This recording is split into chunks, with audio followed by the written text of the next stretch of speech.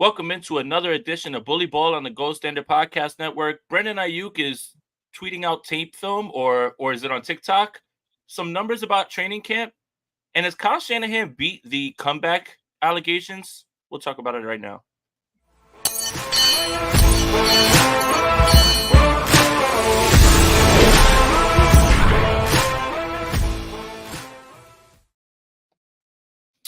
I'm Jason Aponte. That is Steph Sanchez. This is the Bully Ball Podcast on the Gold Standard Podcast Network, the only podcast that is in the best shape of its life all year round. Steph, how are you? How was your 4th of July? I'm good, man. It was great. I flew out to the Bay, visited family. It was a nice little reset and all that. But how was yours? It was good. I took Averly to Yankee Stadium for the July 3rd fireworks. The team stinks, but the fireworks were great. So that was pretty cool. Let me ask you this. Are fireworks overrated? Because she had a blast, but me, I could really care less. I like fireworks. I've seen people have this discussion that like drones. You've seen those, right? The drone shows.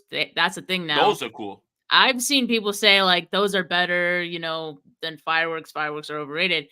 I don't know. Like, there's nothing quite like fireworks, but once you've seen a few of them, it's like, okay, I've seen them all. I will say that, maybe, America just needs to step up their fireworks game, because the ones in Disneyland, for example, are incredible. Like, I love that they have designs and all that. I'm sure the ones in like China are off the hook. Like, I need to see some of those to really get a feel for true fireworks. But yeah, like the ones that you see at typical 4th of July show, like those are like, you can leave before the finale, I think. The thing is, my problem is not that you're shooting off fireworks on July 4th. My problem is it's July 5th and 6th, and there's fireworks still going off in my neighborhood. Now, I don't live in a bad neighborhood, but we do have this fun little game of, was that fireworks or was that a gunshot? Yeah. So that's kind of fun, I guess. But yeah, it's just July 5th, July 6th. Wrap it up. Wrap it up already. It's over. It's over. It's 4th of July, that day, and that's it. Now, I do want to say this. The one thing that I feel like this holiday is missing is where the damn barbecues. I didn't get invited to any barbecues, and everybody's just like, I'm not doing a barbecue. I'm just like, where are the barbecues? Invite me. I'm hungry. I need food. It's hot as hell, though. Like, it is hot as hell. It was hot as hell on 4th of July, too. And so I don't blame people for not wanting to be outside, not wanting to do a barbecue. I did have myself a dog, on the 4th, and that was nice. It was a kamikaze hot dog, which, like, is like a little Asian fusion hot dog. It was good. It was glizzy? Kamikaze glizzy, man. Yeah. Last thing that I will say about this, what do you put on your hot dog? I'm not a mustard person. I'm not a mustard. I hate mustard. I hate relish, pickles, Mustard should be only on the beet. Yeah. Yeah. See, that took you a minute. But go ahead. So what I thought you were talking about beets, the vegetables, and I was nope. No. Mustard on a beet. How? No, I keep it simple. I really only put like mayo and ketchup. Mayo? You psychopath. What? I don't mayo on a hot dog? I just said I don't put mustard. So why? Yeah. Well, I've got an even more controversial take. I know what you're about to say. No, I was just gonna say that ketchup and mayo go really well together. Mayo is insane. I thought Long Legs. I thought Long Legs is a movie about a serial killer, but this show has turned into something about a serial killer, and it's you. You guys are acting like I'm putting mayo in my coffee. Like I just said that. Like I'm Will Levis over here. I'm just putting it on my hot dog. I'm gonna shield the slander for you, because I'm about to say something that's gonna gain me all the slander. I don't eat hot dogs with anything on it. Yo, raw dog in the glizzy? Naked glizzy in the bun and dog only. That's it. Nothing. Bun and dog. That's nasty. It. That's nasty work. All right. Do you ever get the dogs like on the side of the street with like the water, the ones that they just have in the water? Oh, so you talking about in New York, the dirty water dogs? Yeah. Yeah, those are great. No, the ones that are the best are the ones in Cali that they wrap the bacon in and Oh everything, yeah, like the street outside. Yeah, dogs. those are incredible. Those are incredible. Made me feel a lot better walking out of the NFC Championship after the 49ers lost, eating one of those. It was really Yeah, good, man. bacon wrap. Yep. All right. So, no 49ers show wouldn't be complete without talking about Brandon Aiyuk. And this time, Brandon Aiyuk is taking to TikTok. Not Twitter, not Instagram, this time TikTok. And he's tweeting out pictures of him watching Washington Commanders film. The first thing I want to ask Steph, and I don't know if you know, but I guess it's just a hypothetical. Is that not like against the rules? That's what I was wondering. Mhm. I would like immediately as I saw that, I was like, someone has to investigate this, right? Like how is a player from another team that's currently on another team getting practice film? And it was like current practice film. It wasn't from like last year or something like that. You see Yeah, Jaden because Jaden Daniels in the Daniels is screenshot. there now. Yeah. He wasn't there last year. So like that seems like a concern. Not for the 49ers. I mean, I'm sure the 49ers could really care less, honestly. But if I'm the Washington Commanders, I'm like, yo, what is a player of another team doing with our film? Right. That's crazy. So a few OTAs back, Diamador Lenore posted a clip of him, putting clamps on Austin Watkins, and it wound up costing the 49ers an OTA session. They had to cancel one early. I believe, if I was not mistaken, like 3 years ago. So I'm interested to figure out like what this means in terms of how another player from another team can tweet out or send out a TikTok watching the Washington Commanders. I thought that was the first thing that came to my mind, right? Like Yeah. all the other stuff Me too. aside and all the panic aside, based on whatever. Oh my God, he's watching Commanders film. He gone. That's the first thing that came to my mind. So I'm wondering what that is going to entail. And like Adam Peters can't be happy with that, right? I wouldn't think so, and I would not be happy with my rookie quarterback if, he was just handing out some of our film all willy-nilly like that.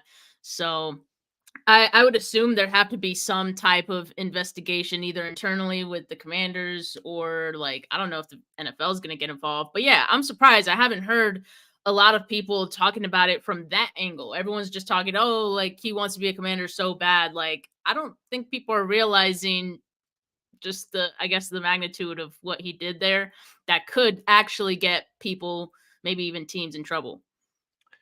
Now, to the ramifications about the 49ers and the contract negotiations, let me state this as clearly as possible in my best Mike Tomlin voice.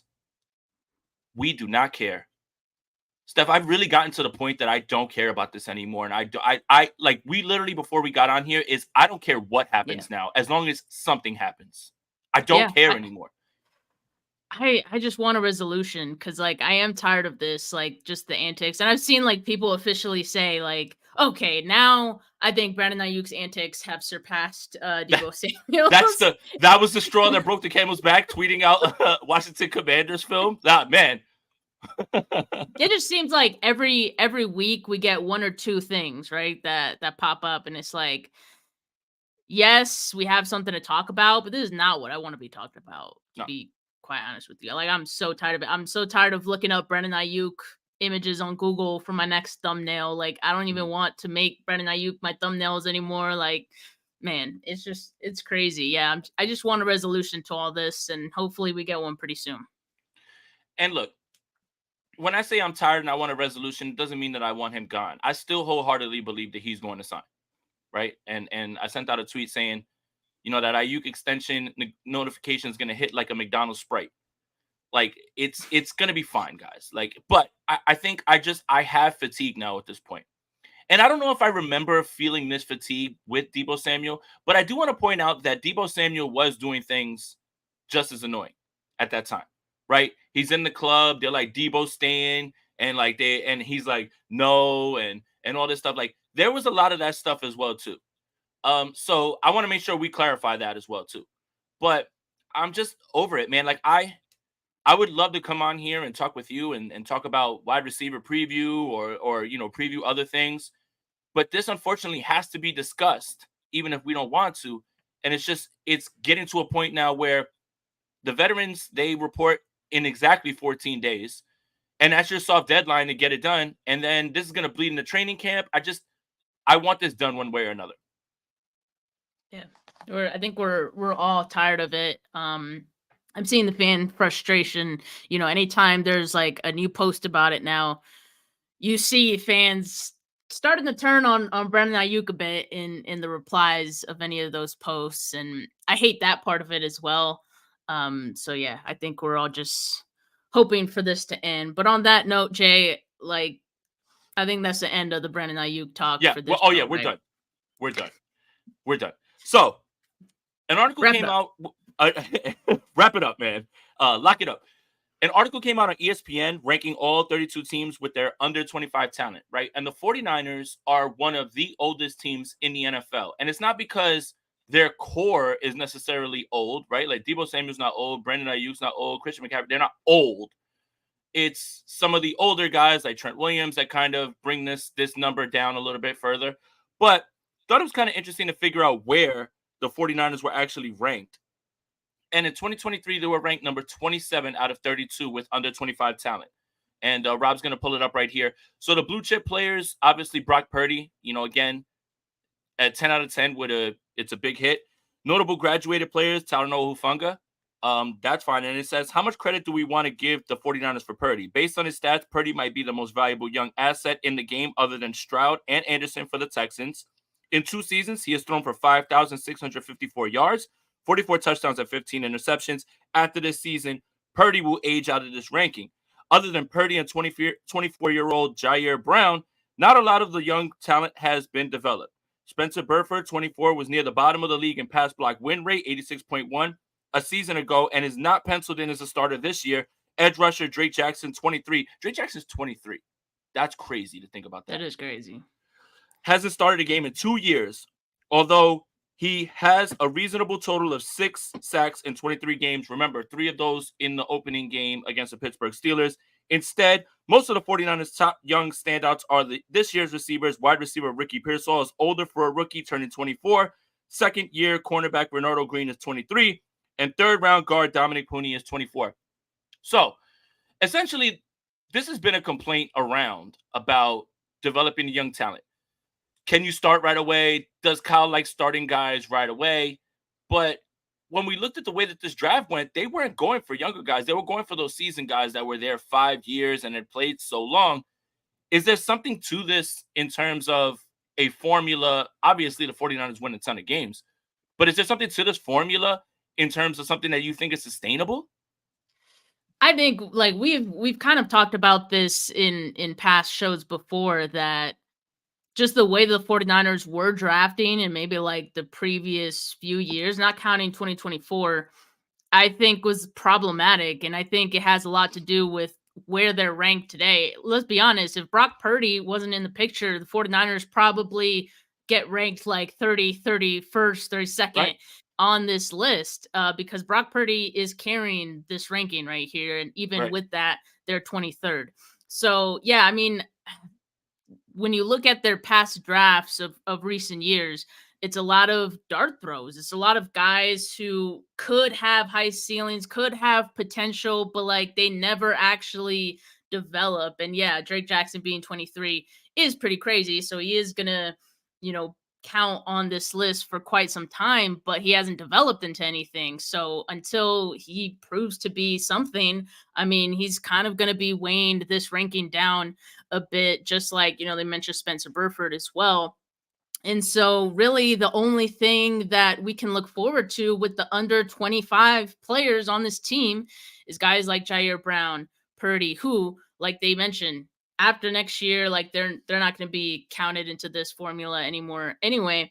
And so really it's just the rookie class of 2024 that's going to be carrying this ranking probably going forward, which is, I think there's a lot of optimism in the current rookie class because, like you said, like they're more seasoned guys, they're guys with experience, and they seem NFL ready. That's what the 49ers need to do more of. Like I hope that was like the end of them drafting, dart throws and guys who didn't have a lot of experience, but they can mold. I mean, you don't have that much time to mold anyone. And it just didn't seem like the 49ers have the patience to mold that many players, especially like all at once. So I know we've had the discussion too, like, are the 49ers not that good at developing guys? And I guess like maybe the jury's still out on that. But yeah, for now, it is concerning, but hopefully the 2024 class is the beginning of a changing of the tide in their draft philosophies. Yeah, and again, draft picks, it's everyone wants draft picks, but you have to draft the right guys, and there is a bit of development that has to go into it. It's a process, right? It's a very involved process in terms of you could have a guy who has all the skills and they don't pan out, or there's a guy that you weren't as high on that ends up showing out. And again, it just the draft process and the development process isn't as easy as all that. Just because you make the league doesn't mean you're going to stay there. Just because you're drafted in a certain place doesn't mean that you need to play like that type of player. So yeah, I thought it was interesting for this to come out, a little bit. And again, you're right. If Brock Purdy's not on this list, they're probably 32 at this point, right? And but you do have high hopes for Jair Brown. I do think that he is going Yeah, to be a very right. good football player, and that's something that whether this Talanoa Hufanga thing, I guess, resolves itself with where he's going to stay or if he's going to go, you still feel good about the position moving forward, and that's good. And Lenore is 24 as well too. So that also Mm. is a big hit, again, and he's been here what 2-3 years now. So that's a big hit as well too. And I don't know why that's not involved in that formula that they were talking about as well too. So like Demo's somebody that they have to prioritize and keep around because one, not only is he really good, he's really, really young. And 24, you can have him. That's really good. But speaking of safety, by the way, and I thought we should just mention this in passing, Tashaun Gipson was suspended 6 games for PEDs. And John Lynch did mention that they were going to keep contact with Tashaun Gipson. Steph, I want to float this out to you. 6-game suspension. Is it not a bad idea to bring Tashaun Gipson around, towards the middle of the season, or maybe just try to stash him on a practice squad? Yeah, before we got this news that he got suspended, I was definitely expecting the 49ers to give him a call, like probably around training camp, maybe even after training camp to bring him on board. I mean, he's a veteran. He doesn't need a lot of he doesn't need all this camp stuff and the competition. But with Talanoa Funga being up in the air for week one, yeah, it would have definitely been a good asset to bring in Sean Gibson. Now, with the suspension, I mean, you don't know what the 49ers safety situation is going to look like 6 weeks into the season. The fact that he still wants to continue to play, I think obviously it makes sense for the 49ers to bring him on board after 6 weeks. But let's say everyone is healthy at that point, including Talanoa Hufanga, then maybe they pass. I could see them, just saying, "Hey, we're good." But if they have any injuries, yeah, I think they definitely make that call as soon as that suspension is over. And I don't think it's a bad idea to be proactive and have somebody like that on your roster, right? Just Yeah. in case, because you don't want an injury to happen and then you go scrambling and then maybe another team blocks you from, so it's an interesting conversation because John Lynch did definitely mention that he was going to stay in contact with Tashaun Gipson. And he's somebody who it's so funny. We all just thought that he was going to be here as like a placeholder for Jimmy Ward.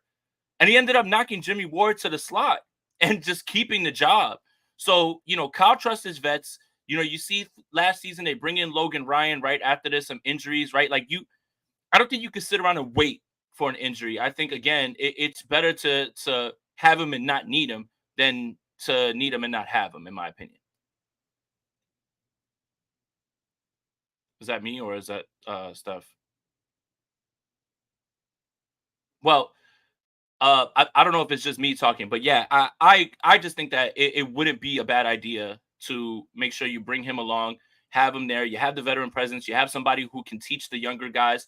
And again, he's just a failsafe in terms of what goes on with this team. If Hufanga's not ready, then you're fine with Brown and Gibson again because you ran that last season with those two. Hey, Rob. We lost Steph. I don't know what happened. I don't know, man. She probably put mayonnaise on her keyboard. Can I just real quick?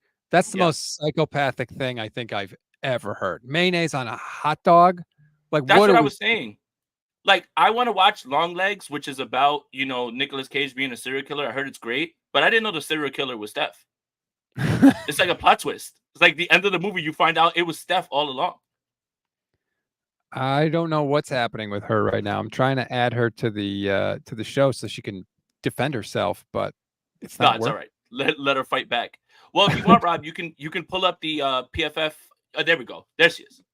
Steph, mayonnaise on a hot dog? Not me catching strays while I'm gone. I don't know if it was strays. Yeah, Stray sounds like those are indirect. He was shooting right at you. Right. So I knew Rob, what the hell, man? mayonnaise. You're the only person I've ever What heard is say wrong with that? Like, that's not even controversial.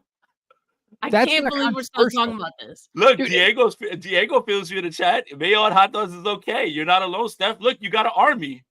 If I went to the hot dog place and they were like, all right, here's your hot dog, here's your mayonnaise, I'd be like, what are you talking? I would run as fast as possible from that establishment. Oh my God. That's so It's all right. dramatic. Like, Let's it's not get even this that show- serious. Let's get this show back on track. I swear it's not that serious. All right, Rob. So I think we should have went into this right after we were talking about Brandon Aiyuk, but PFF came out with an article about who is ranking the top wide receivers by open target rate from 2023, meaning who's wide open when the ball is getting thrown. And we all hear everything about Kyle Shanahan's system. Guys are running wide open all the time. You know, it's not really easy. It's not really hard to play quarterback. Blah blah blah blah blah. Because Brad Purdy has one of the highest tight window throw rates in the league, and it's only I think he's still there. There's only one 49er wide receiver on this top 10 list. Steph, do you want to guess which wide receiver it is of the three? My internet froze, so I don't. Yeah. Which one are we talking about? The open target rate on PFF. The open target. Well, rate. I did read the article. Yeah, no. But I mean, all right. So let's just say you didn't. You get a chance to choose from Brandon Aiyuk, Deebo Samuel, Ricky Pearsall, all these guys. I mean, which one of the 49ers receivers is on this list? I would have expected Brandon Aiyuk to be on this list. Aha. He is not. Neither is Deebo Samuel. It is one Jauan Jennings. Crazy. So on 42 targets, he was open 36 times, 85.7% open target rate. Now, I want to preface this by saying this is a small sample size. If Jauan Jennings was running more routes, this number is likely to go down. But Jennings ranked 5th on the 49ers in target rate, 16.8, catching 29 passes for 376 yards. He stepped up in the postseason, gaining 8 first downs on 10 catches while leading the team in passer rating when targeted 133. The 5th-year receiver enters training camp set to battle rookies Ricky Pearsall and Jacob Cowing for slot duties in 2024. Steph, the people that are around him, let's go through this list. Number 1, Khalif Raymond from Detroit. He has the same amount of targets. Again, sample size matters. So doesn't mean that Khalif Raymond is a breakout wide receiver. It means that when Sam Laporte is on the field with Amon-Ra St. Brown, you're not paying attention to Khalif Raymond. And this is not me, knocking down Jauan Jennings. But when you're on the field with all these guys, Jauan Jennings has a better chance of getting himself open. Still shocking to see him on this list. Number 2, Wan'Dale Robinson. Number 3, Khalil Shakir, who I think is ready to break out. Rashee Rice, number 4, who broke out at the end of last year. Zay Flowers from Baltimore. Cooper Kupp, number 6. Nelson Aguilar, number 7. Jerry Jeudy, number 8. And Elijah Moore behind Jauan Jennings. Steph, how shocked are you to see 3rd and Jauan here on this list and not Brandon Aiyuk or Deebo Samuel? Yeah, as I was reading through this, I was shocked by a lot of names that were on this list. And I think it does have a lot to do with, one, the sample size, like you said. But I think also you got to remember a lot of these guys are facing the 3rd best corners most of the time that they're out there. And yeah, when you're looking at the other guys that are on the field at the same time, when they're the 3rd receiver going out there, then yeah, it does make a lot of sense. So this is cool for Jennings to get on there and know that he could get over. Oh, not again. Oh, there we go. Oh, did I freeze again? Yeah, okay. You're good. To know that, Jennings is the wide receiver 3 on this team. So his job is to get open against their best corners. So if he could do that, and clearly he's doing it well, I mean, that's a pretty good sign, even though all around, not just like the amount of routes run, but the targets, it is a small sample size for him. Who knows? Maybe this means the 49ers should do more 3 wide, 4 wide receiver sets. Maybe. But Kyle Shanahan's going to listen to this and say, I don't care what you say, man. Not I'm on going to my do whatever I watch. want. I don't care what you think, man. But shout out to Juwan Jennings. And obviously this team values him because we all kind of assumed that he was going to be the odd man out with these draft picks. But he seems like the one who's staying with the 2-year deal that's guaranteed. It seems like either Deebo Samuel or Brandon Aiyuk is the odd man out now at this point, but they really love what Juwan Jennings does. And they understand that other teams were going to value what he did, so they locked him up. I think, again, when we talk about development of rookies, 7th round pick, and he turns into this, that's a hit, in my opinion. That's a hit. That's one of those that's absolutely. a hit, you know? So we talk about, hey, can they develop? Look at Juwan Jennings. That's not a bad haul for somebody who redshirted his first year and turns into one of these guys that's going to be wanted all over the league and can contribute in this way, especially in clutch moments for the 49ers. Remember, he's a few minutes away from being the Super Bowl MVP, it looked like. I mean, he was just everywhere. and he probably would have had another touchdown, you know, if whatever. I don't want to talk about that, actually. Let's just not talk about that. Okay. It's the offseason stuff. There's a lot of dead time right now, right? Like for people to come up with think pieces, come up with numbers and things like that. Well, there was something that kind of caught my eye, and it was from NFL.com, and it's a guy named Chad Reuter, who is their draft analyst.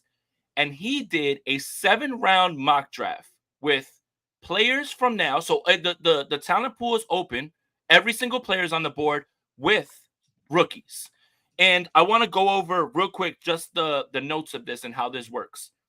Teams are listed based on the first-round order from the 2024 NFL Draft, restoring traded or forfeited picks to the original holders. This draft is snake, just like your Dynasty Superflex Fantasy Football League. It's snake because now you can get like an overhaul of talent. Round 1, and then it'll reverse 2, and then 3, and no trades or anything like that.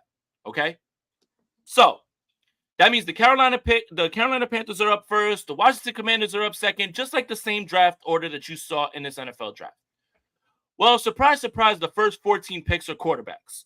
Patrick Mahomes to the Panthers, Josh Allen to the Commanders, Joe Burrow to the Patriots, Lamar Jackson to Arizona, Justin Herbert for some reason lands right back with the Chargers. Poor guy, he can't get away from them. Dak Prescott to New York Giant, CJ Stroud is the Titan, Jalen Hurts goes to the Falcons, Aaron Rodgers goes to the Bears. Jared Goff goes to the Jets. Matthew Stafford goes to the Vikings. Brock Purdy goes to the Denver Broncos. Number 12. Jordan Love, 13, to the Raiders. 14, Trevor Lawrence. And then 15 is Myles Garrett, followed by Tua Tagovailoa with Seattle. The San Francisco 49ers get their pick at 31, and they draft Devontae Adams from Las Vegas. And the notice, Adams may be entering his 11th season, but he's still an elite receiver who can lift the team with his presence. Funny enough, the pick right before, Jamar Chase to Baltimore. Travis Kelce goes back to Kansas City. What do you think about the 49ers bringing in Devontae Adams in this 7-round mock wild draft? Can we talk about Brock Purdy going before Jordan Love to and Denver? Trevor Yeah, Lawrence? 100%. The first 49er off the board was Brock Purdy. I like that. And yeah, I mean, it makes sense. A lot of the quarterbacks go first. But yeah, for the 49ers, Devontae Adams, I'm not mad at that. I mean, he's basically a more seasoned veteran Brandon Aiyuk, a better Brandon Aiyuk. So yeah, I wouldn't be mad at that for the 49ers. Now, do we feel like that is that big of a need for the 49ers, though, to be picking at 31? Because this is a win now draft, right? Right. So do we feel like that's the biggest need for the 49ers to win now? I don't know. I don't know if I think I'd argue against that. So I don't know the methodology of what they're doing, like in terms of is this best player available, or is this just like, you know, you're addressing a need? But it was Devontae Adams with the first one. Second pick is Sauce Gardner. I love that. That's amazing, right? I love that. Sauce Gardner, right? And then you got to find a way to replace George Kittle. So how do you replace George Kittle but get another Iowa tight end and Sam Laporta? Okay. So we're cooking 2 and 3. We're cooking here. I like Round that. 4 is where you lose me. Bo Nix from Oregon is completely where you lose me in this one. It is completely where you lose me. I believe the notes from Reuter, and no disrespect at all, I just respectfully disagreeing. He says Shanahan's scheme lifts everybody up, and the difference between Bo Nix and Brock Purdy isn't much. Sorry. Oh no. Yes, Oh, no. sorry. I do not agree. I Womp, actually vehemently disagree with that. Look, Bo Nix could be a great quarterback one day. He could. He could absolutely be a great quarterback one day. I am taking Brock Purdy 10 out of 10 times. There's no way that I'm going to sit here and say Bo Nix can do what Brock Purdy can do. No. In fact, the Bo Nix selection when Denver took him was widely viewed as a reach. Widely. Now look, reach is a relative, meaning like it looks bad now, but if Bo Nix turns into their franchise quarterback, then they nailed the pick. And it doesn't matter when you took him. But largely, that was viewed as a reach because of the way the Vikings moved and they got J.J. McCarthy. But I really want to push back on this idea that there's not much of a difference between Brock Purdy and Bo Nix, even though we haven't seen Bo Nix play one snap yet.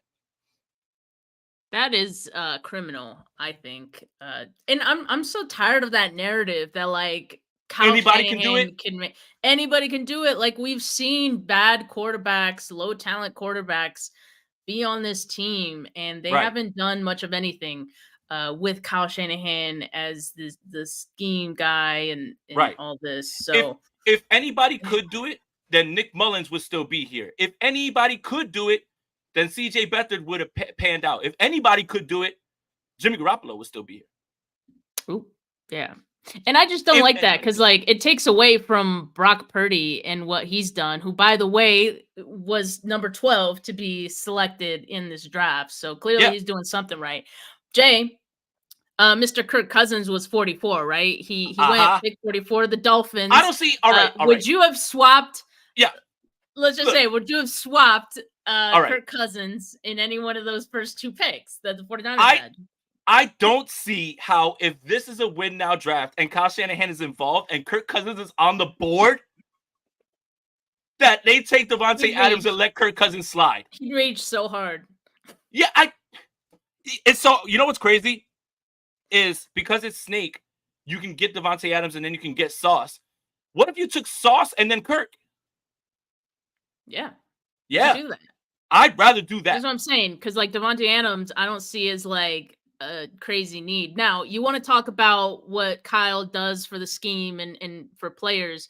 I think a lot of wide receivers could be successful. Now, I'm not saying all wide receivers because we've seen some not be successful in this offense, but I think that's where you could probably, you could probably get a wide receiver in the 4th round of this, hypothetical draft and still be okay and productive. But you need a quarterback. You need a better quarterback than Bo Nix. I tell you that. And if this is win now, Bo Nix starting right away with this new team, with this new nucleus, which is right now we're 4 rounds in, and you've got Devontae Adams and Sam Laporta. That's not bad. That is not bad at all. Those are some good weapons. Oh, yeah.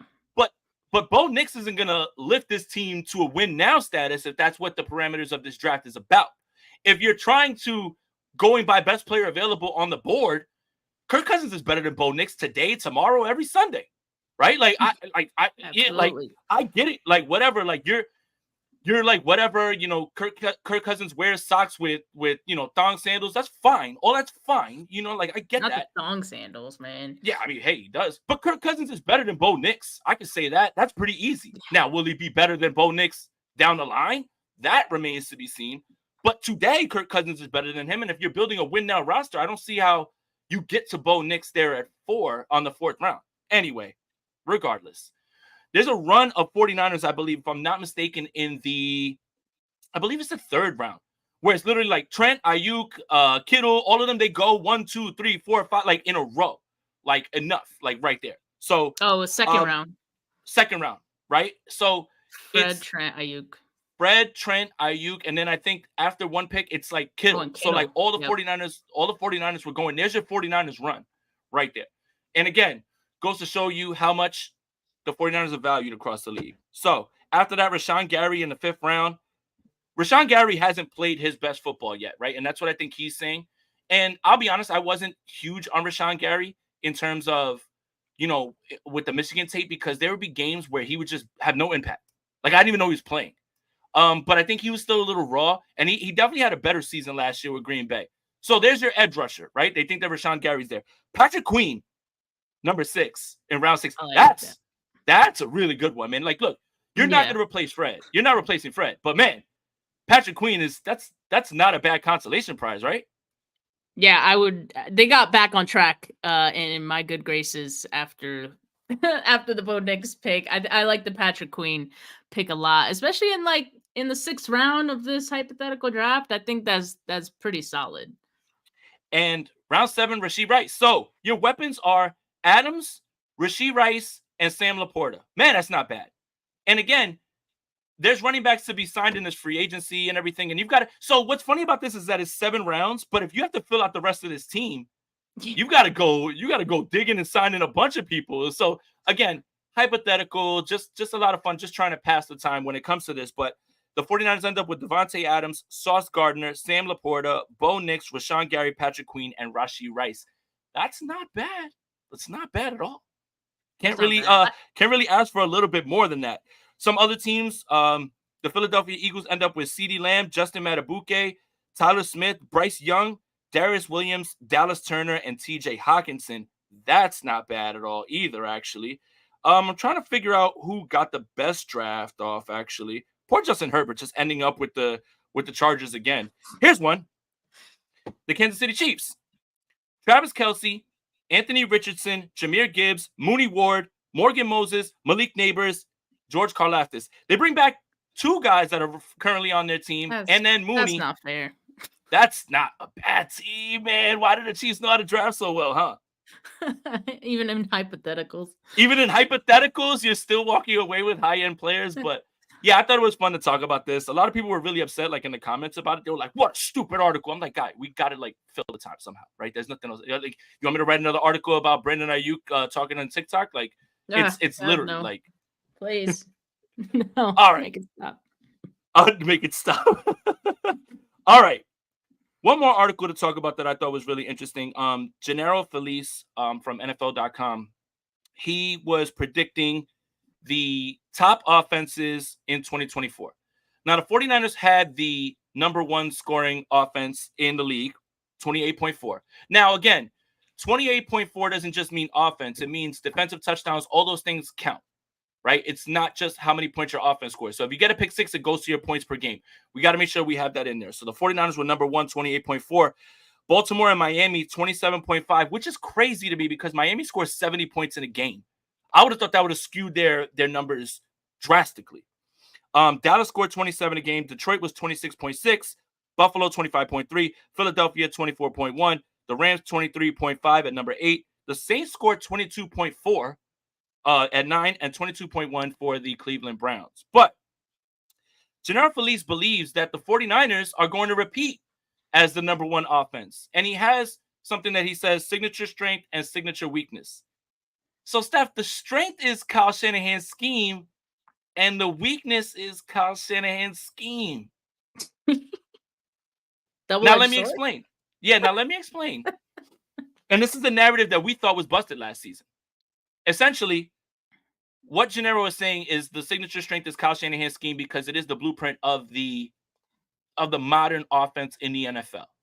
And it has been highly successful, and they have all of these weapons, and they generate so many points and explosives from the run game, from screens, from play action, all of those things, right? But here we go. The narrative's back. Worrying weakness, Kyle Shanahan's scheme when trailing. One consistent knock on Shanahan, he can't lead a comeback. The basic thinking goes that his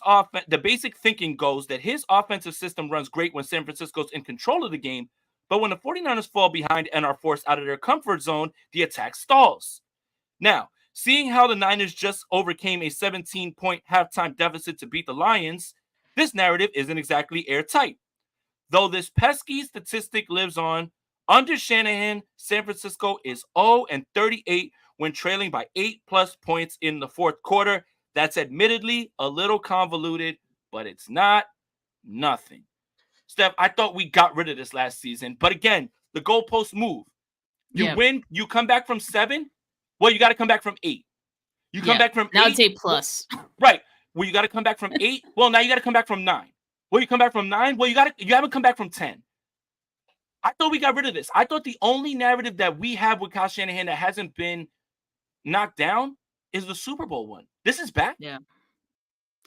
No, I mean, I'm so tired of this one because, yeah, it just seems like the goalpost does continue to move on this one. And I get it. Like, he has to have a strength and a weakness for every team on this ranking. And so maybe it's just him reaching for a weakness for the 49ers because otherwise, I mean, honestly, like, what weakness would you say? Other than, like, they haven't won a Super Bowl. Offensive line. Yeah, but, like, in terms of, like, them scoring. Because this was a ranking on scoring, right? So it's like right, but he was talking about the strength, which was the scheme, right? So the weakness, I would say the weakness is the offensive line, and he kind of outlines it in the strength portion. While the offensive line beyond first-team All-Pro Trent Williams still leaves something to be desired, Shanahan routinely schemes around it. This is a well-oiled machine with premium parts and a deft designer. That's the part. That's the only thing. That's the only thing is it would be offensive line. Right? Every year, this offense, regardless, they squeeze the most that they can out of this team, regardless of who the quarterback is. They maximize their offense and they maximize their efficiency. Now, different quarterbacks raise that ceiling of efficiency, and that's what we're seeing with Brock Purdy. But the offensive line constantly has to be something that you're going around, right? And that's the part that I think is probably the weakness. Not the scheme when trailing. I mean, he won a divisional game from behind. He won a NFC Championship game from behind. I don't see this one still being a narrative. This one doesn't make any sense to me. Yeah, to me it isn't anymore, right? So if you want to continue to move the goalpost to be, okay, now it's 8+, I guess you're just forcing yourself for that to be a narrative that's going to continue, but I don't think it is. And yeah, I mean, I think it's fitting that the 49ers were the top ranked offense on this list for 2024, especially the fact that they were in 2023. I mean, this is an offense full of dogs and guys who could score from anywhere since 2021. I saw this yesterday on X. Since 2021, Deebo is tied with Derrick Henry for the most rushing touchdowns from outside the 10-yard line. Deebo was the only wide receiver on that list. Christian McCaffrey was, I think he had 7 touchdowns. Deebo had 10. So, yeah, you got those guys who could score from anywhere. Juwan Jennings, who is apparently like he could get open anywhere. Brandon Aiyuk, also a chain mover. Kittle. Brock Purdy, the face of quarterback efficiency since he became the 49ers starter. So to me, like the bringing up the weaknesses and that weakness being that Kyle can't win from behind, this team can't win from behind. That's just like casual talk to me, especially at this point. Cause like, right. I think I could see at one point in time where that was a valid thing that people could say. Now it's like, no, they've already debunked that a few times. And so I think a few times and it being that large of a deficit that they came back from should be enough to completely debunk it and it no longer be a thing. So I don't know. This one, that just seemed a little casual to me. And Tyler says, do you know what, Jason, the talking heads consider it still a narrative because we haven't won a world championship? And yeah, all that goes away, right? Like it doesn't matter if you're blowing a team out, you don't have to come back, right? Like it's funny because when the 49ers win big, they're just like, oh, whatever. Or if there's a comeback, oh, you should have lost. And Rob pointed that out, right?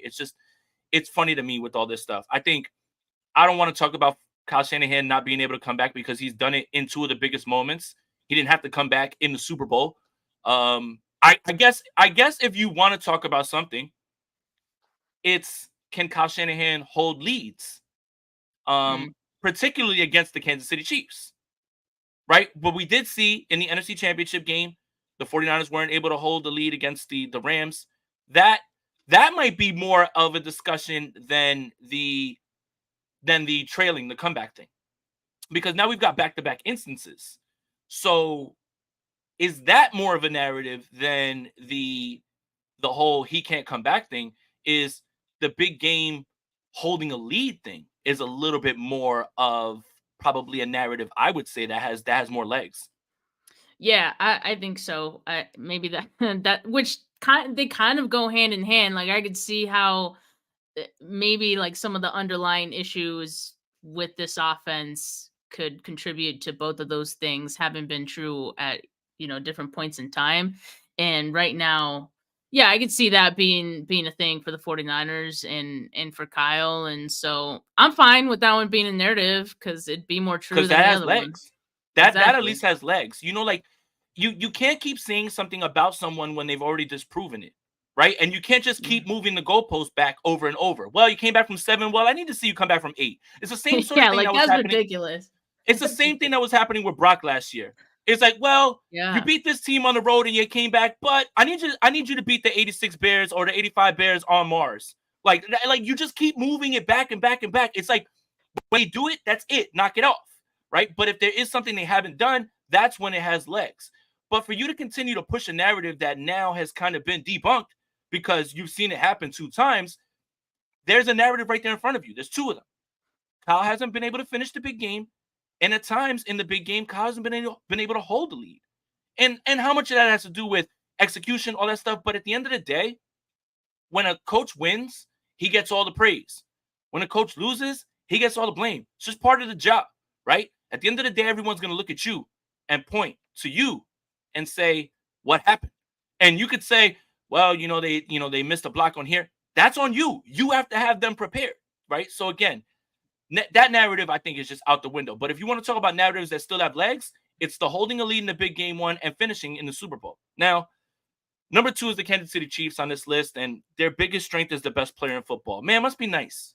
Must be real nice. You can give them some mailman and some postman as wide receivers, and bam, you're fine. The Detroit Lions are number 3. They're very good as well, too. And I think that's the team that is nipping at the Niners' heels more than anybody in the NFC right now is the Lions. The Rams are number 4. This one's interesting. The Rams are number 4, and I saw Jim Everett in here. That's why I know his ears are going to perk up when he hears this. So the Rams are number 4, signature strength, and elite coach quarterback combo. Matthew Stafford was very good last year. And Sean McVay's a good coach. Mm-hmm. Worrying weakness, is Cooper Kupp still elite? Here's the question, and I know this isn't a Rams podcast, but real quick. Is Puka Nacua the number 1 wide receiver in Los Angeles, and Cooper Kupp's not?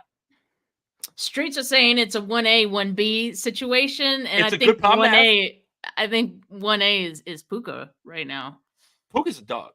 He's a dog. So that was interesting to me, right? But again, Stafford had an incredible year last year, even if the numbers aren't exactly his the best seasons that he's had in Detroit or even in Los Angeles. Some of those throws were amazing that he put on tape, but Gennaro Felice absolutely believes that the 49ers are going to be the number 1 offense. Hard to bet against that with all these weapons. As soon as Brandon Aiyuk locks it in, then we can feel really good about that. But the worrying weakness to him is Kyle Shanahan and comebacks, which I think we're kind of pushing back on. Yeah, I guess we don't have any worries. No. If that's the worry, there aren't any worries. Right. If it's a little too quiet around here and everything's going too well, when's the dagger going to come, man? Who's going to pull the rug out from under us? But hey, thank you guys for tuning in. This is another episode of Bully Ball. Make sure you guys like this video, subscribe to the channel, subscribe to the Gold Standard Podcast Network, wherever you get your audio podcast. Follow Steph on Twitter at Steph49K. Follow me on Twitter at JasonAponte2103. We both have a YouTube channel too. If you want to check that out and subscribe, that would be pretty cool. Send some likes our ways on those videos. But for Steph, for Jay, we'll see you next time. Training camp's almost here. Peace.